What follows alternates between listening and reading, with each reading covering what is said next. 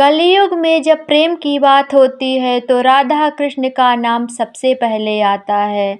राधा और श्री कृष्ण के प्रेम की कहानियाँ आपने सुनी और देखी होंगी, लेकिन क्या आप जानते हैं कि कैसे हुई थी राधा रानी की मृत्यु?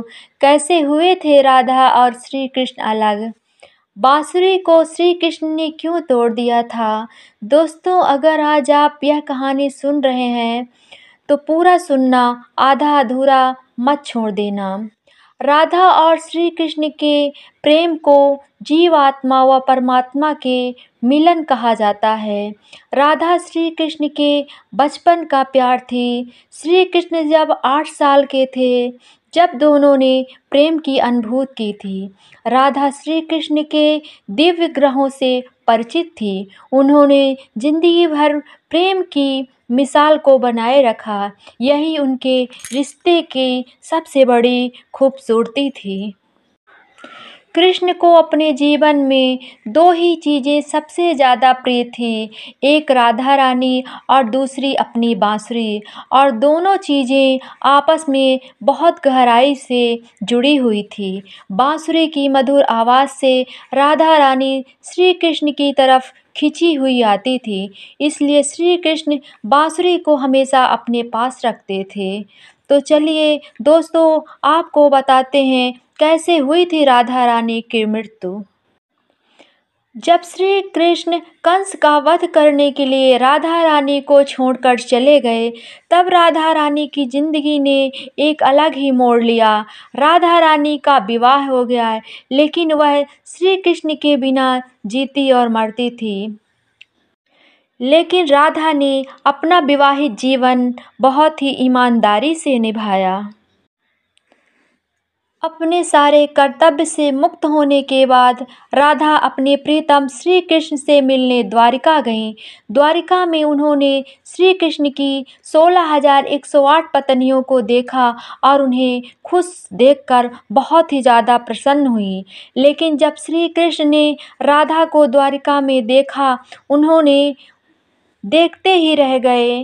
राधा और कृष्ण मन ही मन एक दूसरे से प्रेम भरी बातें करने लगे। राधा के अनुरोध पर कृष्ण ने उन्हें महल में एक देविका के पद पर नियुक्त किया। राधा द्वारिका में महल से जुड़े हुए कार्य करती थी और मौका मिलते ही अपने प्रीतम के दर्शन कर लेती थी। अब धीरे धीरे राधा ने 100 वर्ष पूरे कर लिए थे। अब राधा का समय निकट आ चुका था।